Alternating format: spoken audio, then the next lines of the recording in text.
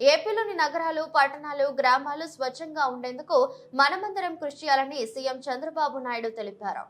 ఈ రోజు నేను ఇక్కడ చూశాను, టెక్నాలజీలు చాలా వచ్చాయి. ఆ టెక్నాలజీ కూడా మీరు చూస్తే వేస్ట్ సెగ్రిగేషన్ నుంచి, జియో ట్యాగింగ్ దగ్గర నుంచి, రీసైక్లింగ్ దగ్గర నుంచి ఎవ్రీథింగ్ ఇంటి దగ్గర కలెక్ట్ చేసినప్పుడు ఎట్లా చేశాం, ఏ విధంగా దాన్ని సెగ్రిగేట్ చేశాం, మొత్తం కూడా జవాబుదారితనంగా అకౌంటబిలిటీ తీసుకొచ్చే పరిస్థితికి వచ్చారు. ఇవన్నీ కూడా ఒక మంచి పరిణామాలని చెప్పి కూడా నేను మీకు తెలియజేస్తున్నాను. ఒక పక్క టెక్నాలజీ వచ్చింది, ఒక పక్క టెక్నికల్ నోహా వచ్చింది, వినూత్నమైన ప్రయోగాలు జరుగుతున్నాయి. ఆ ప్రయోగాల ద్వారా ఏ విధంగా తీసుకురావాలని తీసుకొచ్చే పరిస్థితి వస్తాం. దేశం మొత్తం మీరు ఒకసారి ఆలోచిస్తే 26 స్వచ్ఛమైన నగరాలు ఉన్నాయి. ఈ 26 స్వచ్ఛమైన నగరాల్లో మనవి 3 ఉన్నాయి. విజయవాడ, తిరుపతి, విశాఖపట్నం, ఈ 3 నగరాలు కూడా మనవి స్వచ్ఛమైన నగరాలు వచ్చే పరిస్థితి వచ్చింది.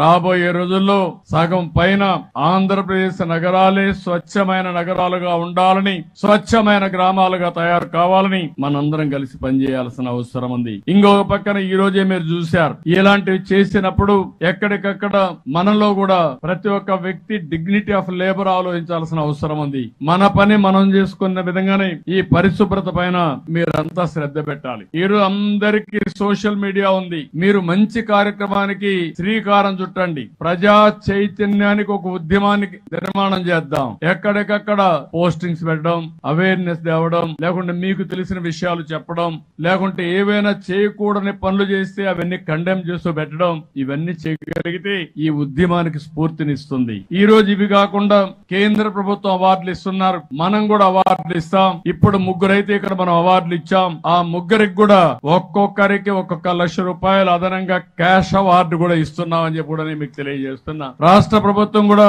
భవిష్యత్తులో కొన్ని అవార్డ్స్ క్రియేట్ చేస్తాం. కేంద్రం ఇచ్చే అవార్డ్స్ కేంద్రం ఇస్తారు, రాష్ట్రం కొన్ని అవార్డ్స్ ఇస్తాం, కొంత ఆర్థికంగా కూడా అవార్డ్స్ ఇస్తాం. ఒక పక్కన స్ఫూర్తి ఉండాలి, ఒక పక్కన కష్టపడిన దానికి ఎలాంటి అవార్డ్స్ వస్తే సమాజంలో వాళ్ళకు గుర్తింపు వచ్చే పరిస్థితి వస్తుంది.